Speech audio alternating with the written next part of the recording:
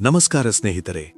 ರಾಮಾಯಣ ಅಂದ ತಕ್ಷಣ ನಮಗೆ ನೆನಪಾಗುವುದು ರಾಮನ ಮರ್ಯಾದೆ, ಸೀತೆಯ ಪಾವಿತ್ರ್ಯ ಮತ್ತು ಲಕ್ಷ್ಮಣನ ಸೇವೆ. ಆದರೆ ಇವೆಲ್ಲದರ ನಡುವೆ ಒಂದು ಸಣ್ಣ ಗೆರೆ ಇಡೀ ರಾಮಾಯಣದ ದಿಕ್ಕನ್ನೇ ಬದಲಿಸಿತು.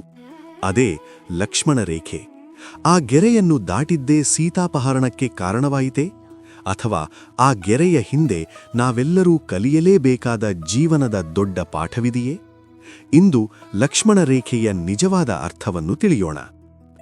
ಮಾರೀಚನ ಮಾಯಾವಿ ಕೂಗನ್ನು ಕೇಳಿ ಸೀತೆ ಗಾಬರಿಯಾಗುತ್ತಾಳೆ.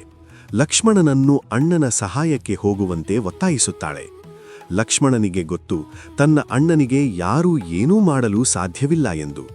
ಆದರೆ ಸೀತೆಯ ಕಠಿಣ ಮಾತುಗಳಿಂದ ಮನನೊಂದ ಲಕ್ಷ್ಮಣ ಅನಿವಾರ್ಯವಾಗಿ ಹೊರಡುವ ಮೊದಲು ಕುಶದಿಂದ ಒಂದು ಗೆರೆಯನ್ನು ಎಳೆಯುತ್ತಾನೆ. ಅವನು ಹೇಳುತ್ತಾನೆ, ತಾಯಿ, ಈ ಗೆರೆಯನ್ನು ದಾಟಬೇಡಿ. ನೀವು ಇದರ ಒಳಗಿರುವವರೆಗೂ ಜಗತ್ತಿನ ಯಾವುದೇ ಶಕ್ತಿ ನಿಮ್ಮನ್ನು ಮುಟ್ಟಲು ಸಾಧ್ಯವಿಲ್ಲ. ಗಮನಿಸಿ ಸ್ನೇಹಿತರೆ, ಲಕ್ಷ್ಮಣ ಎಂಬ ನಿಷ್ಠಾವಂತ ಎಳೆದ ಆ ಗೆರೆ ಕೇವಲ ಮಣ್ಣಿನ ಮೇಲಿನ ಗುರುತಲ್ಲ, ಅದು ಅವನ ಮಂತ್ರಶಕ್ತಿ ಮತ್ತು ಅಚಲವಾದ ವಿಶ್ವಾಸದ ರಕ್ಷಾಕವಚವಾಗಿತ್ತು. ಗೆರೆಯ ಹಿಂದಿರುವ ಜೀವನ ಪಾಠಗಳು. ಈ ಕಥೆಯ ಹಿಂದೆ ನಮ್ಮ ಜೀವನಕ್ಕೆ ಅನ್ವಯವಾಗುವ 3 ಮುಖ್ಯ ರಹಸ್ಯಗಳಿವೆ. 1. ನೈತಿಕ ಮಿತಿಗಳು, ಅಂದರೆ ಬೌಂಡ್ರೀಸ್. ಜೀವನದಲ್ಲಿ ಪ್ರತಿಯೊಬ್ಬರಿಗೂ ಒಂದು ಮಿತಿ ಇರಬೇಕು. ಮಿತಿ ಎಂದರೆ ಕೇವಲ ಭೌತಿಕ ಗಡಿ ಮಾತ್ರವಲ್ಲ, ಅದು ನಮ್ಮ ಮಾತು, ವರ್ತನೆ, ಆಲೋಚನೆ ಮತ್ತು ನಿರ್ಧಾರಗಳಿಗೂ ಅನ್ವಯಿಸುತ್ತದೆ. ಉದಾಹರಣೆಗೆ, ಮಾತಿನ ಮಿತಿ ದಾಟಿದಾಗ ಸಂಬಂಧಗಳು ಮುರಿಯುತ್ತವೆ. ಒಬ್ಬ ವ್ಯಕ್ತಿ ಕೋಪದಲ್ಲಿ ಅತಿಯಾಗಿ ಮಾತನಾಡಿದರೆ ಆ ಮಾತುಗಳು ಇನ್ನೊಬ್ಬರ ಮನಸ್ಸಿಗೆ ನೋವುಂಟು ಮಾಡುತ್ತವೆ. ಒಂದು ಕ್ಷಣದ ಮಾತು ಹಲವು ವರ್ಷಗಳ ಸ್ನೇಹವನ್ನೇ ಹಾಳು ಮಾಡಬಹುದು. ಅದೇ ರೀತಿ ಹಣದ ವಿಷಯದಲ್ಲೂ ಮಿತಿ ಮುಖ್ಯ. ಆದಾಯಕ್ಕಿಂತ ಹೆಚ್ಚು ಖರ್ಚು ಮಾಡುವ ಅಭ್ಯಾಸ ಆರಂಭದಲ್ಲಿ ಸಣ್ಣದಾಗಿ ಕಾಣಬಹುದು, ಆದರೆ ನಂತರ ಅದು ಸಾಲ, ಒತ್ತಡ ಮತ್ತು ಸಮಸ್ಯೆಗಳ ಕಾರಣವಾಗುತ್ತದೆ. ಲಕ್ಷ್ಮಣ ರೇಖೆಯೂ ಇದೇ ಸತ್ಯವನ್ನು ಸೂಚಿಸುತ್ತದೆ. ಲಕ್ಷ್ಮಣ ಎಳೆದ ಗೆರೆ ಸುರಕ್ಷತೆಯ ಗಡಿಯಾಗಿತ್ತು. ಅದರೊಳಗಿರುವವರೆಗೂ ಸೀತೆ ಸುರಕ್ಷಿತಳಾಗಿದ್ದಳು.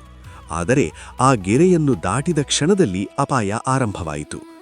ಜೀವನದಲ್ಲೂ ಹಾಗೆಯೇ, ನಾವು ನಮ್ಮ ಮಿತಿಗಳನ್ನು ಮೀರಿದಾಗ ಅನೇಕ ಸಮಸ್ಯೆಗಳು ಆರಂಭವಾಗುತ್ತವೆ. 2.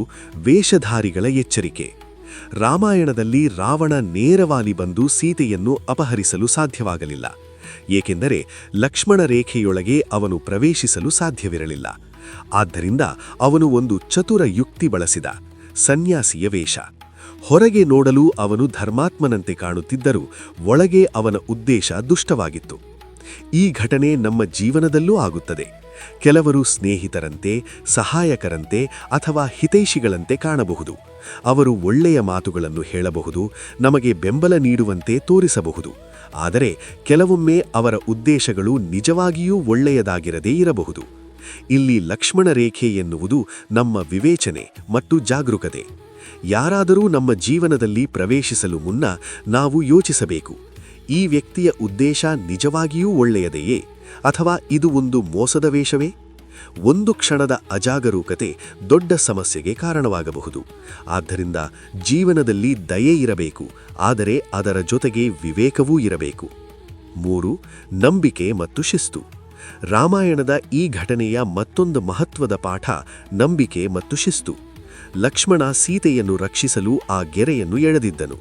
ಅದು ಅವನ ಪ್ರೀತಿ ಮತ್ತು ಕರ್ತವ್ಯದ ಸಂಕೇತವಾಗಿತ್ತು. ಆದರೆ ಸೀತೆ ಆ ಗೆರೆಯನ್ನು ದಾಟಿದಾಗ ಸಂಕಟ ಆರಂಭವಾಯಿತು. ಇದರ ಅರ್ಥವೇನೆಂದರೆ, ನಮ್ಮ ಜೀವನದಲ್ಲೂ ಹಿರಿಯರು, ಗುರುಗಳು ಅಥವಾ ಶಾಸ್ತ್ರಗಳು ನಮಗೆ ಕೆಲವು ನಿಯಮಗಳನ್ನು ಹೇಳುತ್ತಾರೆ. ಆ ನಿಯಮಗಳು ನಮ್ಮ ಸ್ವಾತಂತ್ರ್ಯವನ್ನು ಕಡಿಮೆ ಮಾಡಲು ಅಲ್ಲ, ಅವು ನಮ್ಮ ರಕ್ಷಣೆಗಾಗಿ. ನಾವು ಆ ನಿಯಮಗಳನ್ನು ಗೌರವಿಸಿದರೆ ಅನೇಕ ಸಮಸ್ಯೆಗಳಿಂದ ದೂರ ಇರಬಹುದು. ಆದರೆ ಕೆಲವೊಮ್ಮೆ ನಾವು ಅಹಂಕಾರದಿಂದ ಅಥವಾ ಅತಿಯಾದ ಭಾವನೆಯಿಂದ ಆ ನಿಯಮಗಳನ್ನು ಲೆಕ್ಕಿಸದೆ ಬಿಡುತ್ತೇವೆ. ಆಗ ಅದರ ಪರಿಣಾಮಗಳನ್ನು ಎದುರಿಸಬೇಕಾಗುತ್ತದೆ. ಶಿಸ್ತು ಮತ್ತು ನಂಬಿಕೆ ಜೀವನದಲ್ಲಿ ಸ್ಥಿರತೆ ಮತ್ತು ಸುರಕ್ಷತೆಯನ್ನು ನೀಡುತ್ತವೆ. ಯೋಚಿಸಿ ನೋಡಿ, ರಾವಣನಂತಹ ಬಲಿಷ್ಠ ರಾಕ್ಷಸನಿಗೆ ಆ ಸಣ್ಣ ಗೆರೆ ದಾಟಲು ಸಾಧ್ಯವಿರಲಿಲ್ಲ. ಯಾಕೆ?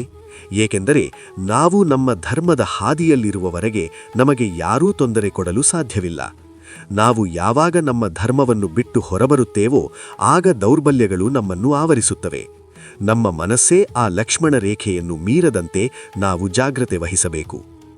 ಕೊನೆಯದಾಗಿ ಪ್ರತಿಯೊಬ್ಬರ ಜೀವನದಲ್ಲೂ ಒಂದು ಲಕ್ಷ್ಮಣ ರೇಖೆ ಇರಲಿ. ಅದು ನಮ್ಮನ್ನು ಬಂಧಿಸಲು ಅಲ್ಲ, ನಮ್ಮನ್ನು ರಕ್ಷಿಸಲು.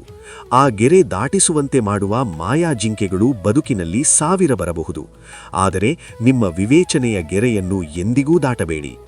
ಬದುಕು ನಮಗೆ ನಿಧಾನವಾಗಿ ಪಾಠ ಕಲಿಸುತ್ತದೆ. ಎಲ್ಲಿ ಯಾರೂ ಯಾರಿಗೂ ಅನಿವಾರ್ಯರಲ್ಲ ಎಂಬ ಸತ್ಯ ನಮಗೆ ತಿಳಿಯುವಷ್ಟರಲ್ಲಿ ಕಾಲ ಮಿಂಚಿರಬಾರದು.